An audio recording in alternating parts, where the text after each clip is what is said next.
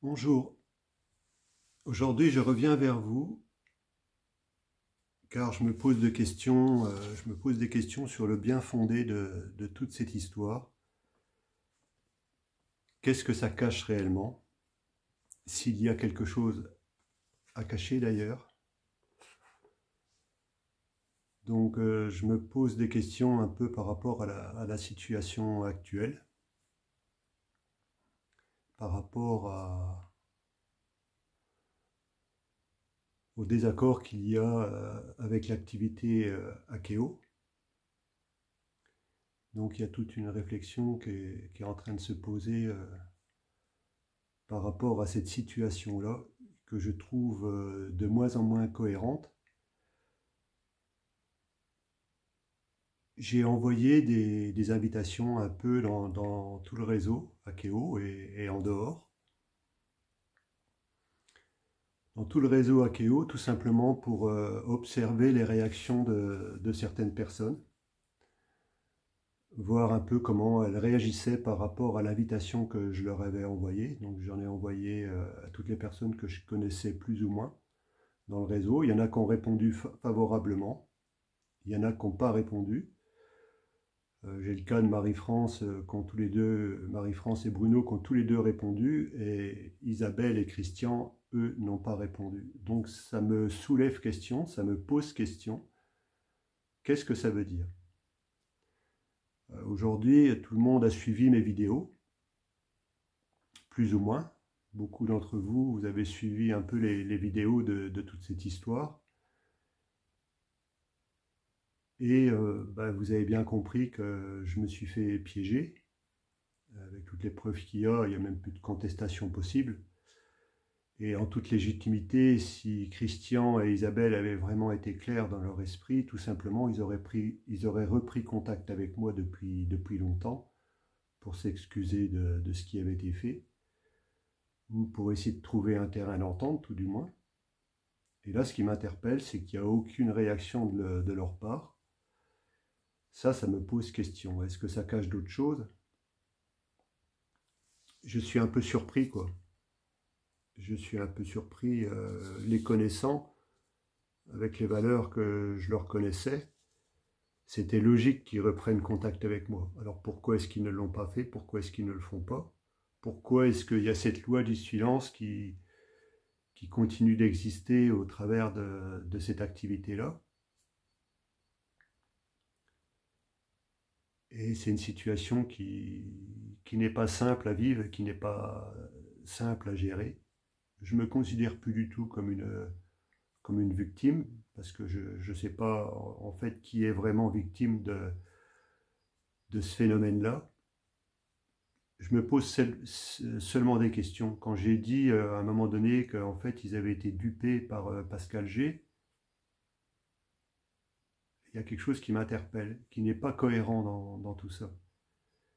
S'ils avaient été dupés, ils auraient dû se rapprocher de moi, ils auraient dû essayer de dialoguer avec moi. Ils faisaient partie de ma lignée.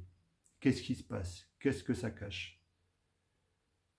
Vous êtes bien d'accord avec moi que vous qui suivez le film, qu'il y a des non-dits, beaucoup de non-dits. Je pense en fait ce qui se passe par rapport à la situation où il m'emmène au tribunal pour diffamation. Diffamation de quoi? Dans mes vidéos de décembre 2020. D'ailleurs, la première qui a plus de 4400 vues maintenant, peut-être que je vais la repartager juste après cette vidéo que je suis en train de faire en ce moment. Est-ce que ça cache autre chose? Donc c'est vraiment, ça m'interpelle, quoi. Qui a piégé l'autre dans ce type d'activité-là? Donc il y en a qui se sentent forts dans ça. Je vais revenir un peu sur une personne qui s'appelle Bruno Rota, qui a mis, des commentaires sur mes vidéos, dont une qui est intitulée Phoenix 666, que j'ai mise en ligne il y a à peu près un mois de ça. Et là, en fait, c'est quelqu'un qui a l'air de bien connaître l'activité sans la connaître, mais il a l'air de très bien la connaître, encore mieux que moi. Et là, il me traite de menteur et stop la diffamation. Et on revoit ces termes-là qui reviennent régulièrement au travers d'Akeo, qui reviennent régulièrement au travers d'André-Pierre Alexandre, qui m'accuse de diffamation. Donc il me dit que j'ai aucune preuve, que c'est de la diffamation gratuite. Bah, diffamation gratuite, je ne savais même pas que ça pouvait exister. Voilà, on retrouve donc une deuxième fois le mot diffamation. Il parle du livre L'entreprise du XXIe siècle. Bah, j'y ai répondu que c'est des livres que j'ai lus quand j'ai redémarré l'activité en décembre 2009, de Robert Kiyosaki. Père riche, Père pauvre, guide pour investir, l'entreprise du XXIe siècle, qu'on mettait en avant tout simplement pour dire, ben voilà, ce livre-là est sorti, on fait partie des activités de pointe, ce livre-là va dans le sens qu'on va. Bon, ben voilà, on fait lire des livres pour faire croire que... Alors en plus, il me dit, Akeo n'est pas une secte. Les personnes comme toi qui ne réussissent pas racontent des conneries et je reste poli.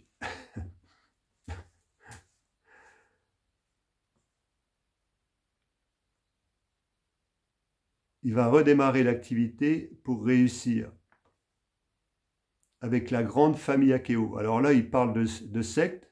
Il me dit Akeo n'est pas une secte. Et en même temps, il me parle de la grande famille d'Akeo. Ben, je ne sais pas ce que vous en pensez, mais moi, ça me fait sourire, quoi. Ça pose question. Il y en a qui ont vu que j'ai repartagé sur ma page Facebook les critères qui disent qu'une activité est une secte ou pas avec l'UNATFI. Après, vous en faites ce que vous en voulez. Moi, j'affirme rien du tout. Je fais seulement des constats. Je me rends compte de certaines choses. C'est à vous de faire la part des choses. Hein. Je n'ai pas à vous dire si cette activité-là est ou n'est pas. C'est à vous de faire des rapprochements à votre niveau. Moi, je ne détiens aucune vérité. J'essaye de comprendre ce qui se passe. Et il me dit après, il ne faut pas cracher sur la main qui t'a donné à manger. Bah, de quoi il parle là? La main qui m'a donné à manger, mais qui m'a aussi coupé mon manger, sans aucune raison. Qui m'a donné à manger, mais qui a nourri l'autre?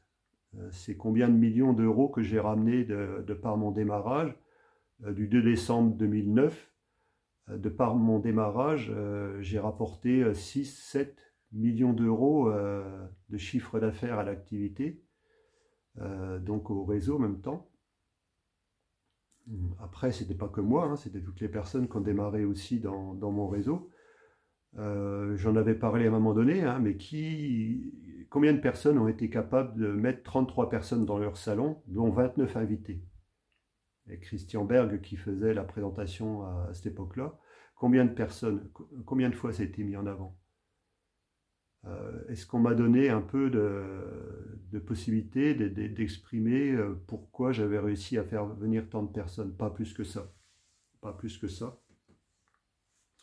J'ai la sensation que le fait d'avoir su beaucoup de choses au niveau du GEPM, ça dérange. Ça a dérangé beaucoup de personnes et c'est pas d'aujourd'hui. Et après, moi je voyais rien de mal dans tout ça. Pourquoi est-ce que j'aurais dû voir quelque chose de mal? Je suis en train de me poser la question. En fait, il y a des personnes comme moi, suite au groupement, qu'ils ont renouvelé d'une année sur l'autre. Et là, ça pose question à quelqu'un.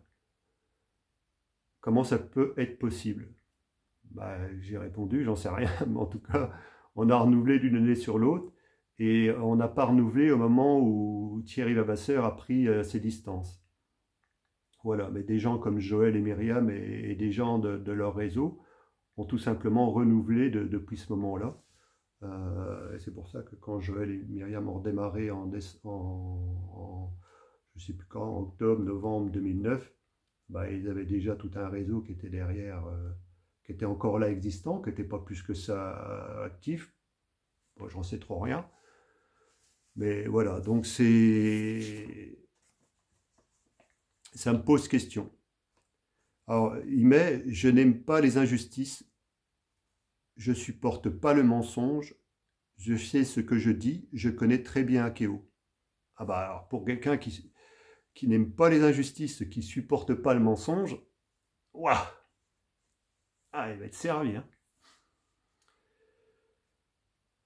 Il n'a rien à dire sur Akeo, ni une secte, ni une escroquerie, ni une... oui. Alors il dit que c'est une organisation au top, aucune manipulation. Bah, après, il en croit ce qu'il en veut. Hein. Il répète souvent que ce n'est pas une secte. Qu'est-ce qu'on cherche à me faire dire? Qu'est-ce qu'on cherche à me faire dire au travers de cette personne qui s'appelle Bruno Rota? Est-ce qu'il est venu de son propre chef? Est-ce que c'est quelqu'un qui l'a dirigé? J'en sais rien, je me pose des questions. Qu'est-ce qu'il vient faire là? Me titiller pour essayer de me faire réagir plusieurs fois sur le mot secte. Je ne détiens aucune vérité. C'est à vous de faire la part des choses, avoir votre réponse par rapport à ce qu'il dit.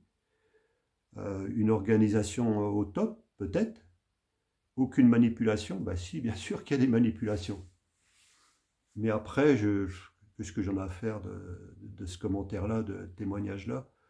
Il vient mettre ça sur mes vidéos, je veux bien. En quoi ça pourrait me déranger? Je m'en fiche un peu pas mal. Il y a un certain temps, ça aurait pu me toucher, ça aurait pu me... en même temps, est-ce qu'il n'a pas été envoyé pour titiller un peu, voir s'il y a des personnes qui réagissent, voir s'il y a des personnes qui lui répondent, pour m'apporter leur soutien, pour voir un peu, en fait, si je ne suis pas tout seul. Et en fait, comme je suis tout seul, comme il n'y a personne qui réagisse dans le constat qu'il pourrait porter par rapport à ça, bah, ils disent qu'est-ce qu'on risque? Un bonhomme qui est tout seul, un mec là, qui est tout seul, qui se prend pour une victime, qu'est-ce qu'on risque?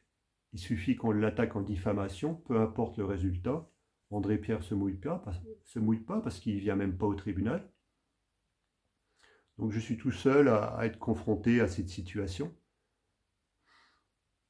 Voilà, c'est un peu des interrogations, je vais essayer de ne pas trop faire la vidéo trop longue. Je voulais revenir un peu sur toutes ces choses-là qui m'interpellent. Dans les situations qu'on peut tous vivre aujourd'hui dans le fonctionnement de gouvernement ou d'activités totalitaires, un peu comme on retrouve dans le fonctionnement d'Akeo. Je ne crois pas qu'ils aient envie de se remettre en question, et c'est ça qui me pose question, justement. Je pense qu'il y a énormément de gens qui sont de bonne foi, mais ils ne connaissent pas toute l'histoire. Ce qui m'interpelle aussi, c'est qu'il y a des personnes qui sont encore là, pas très loin, dans ce genre d'activité.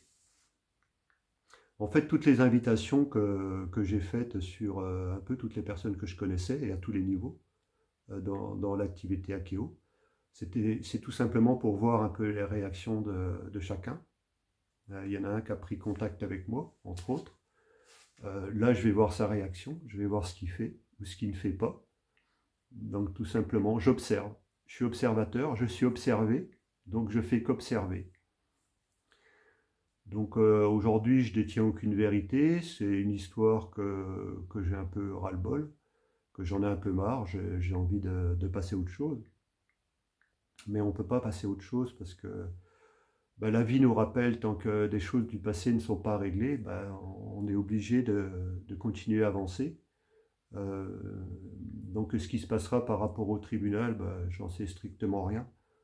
En tout cas, André Pierre ne se mouille pas là-dedans. Il ne prend pas d'engagement de temps. Moi, oui. Mais lui, en fait, ben, il fait travailler ses avocats. C'est les avocats qui sont dépêchés par lui. Donc il n'investit pas de temps. Il investit que de l'argent. Je ne vais pas aller sur d'autres terrains parce que j'ai la sensation, et aujourd'hui je sais que je prends des risques. Je sais qu'il pourrait très bien m'arriver quelque chose demain. J'en ai conscience qu'à force de regarder certaines choses, ben, je découvre des vérités qui ne sont pas tout à fait claires, dont la réaction, enfin tout du moins la non-réaction de Christian et Isabelle, qui devient automatiquement une réaction. Donc c'est comme si en fait l'histoire, euh, les accusations qui ont été portées contre moi, il y avait autre chose qui était caché derrière. Et que c'était pas tout à fait que cette histoire-là. C'était pour me faire peur, ils avaient trouvé, ils croyaient avoir trouvé un élément pour me dégager, pour me clouer le bec. Mais j'ai la sensation que ça cache d'autres choses derrière. Et voilà, donc bien sûr qu'il se passera des situations, à un moment donné, j'aurai les possibilités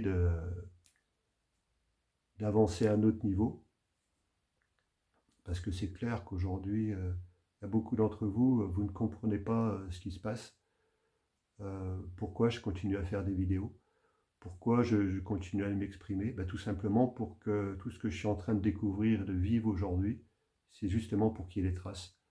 C'est justement pour que certains d'entre vous entendent ce que je dis.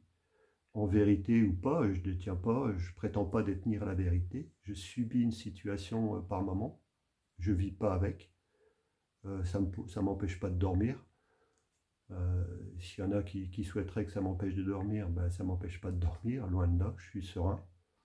Et voilà, je vais essayer donc, je vais arrêter là parce que j'ai pas envie que ça fasse trop long.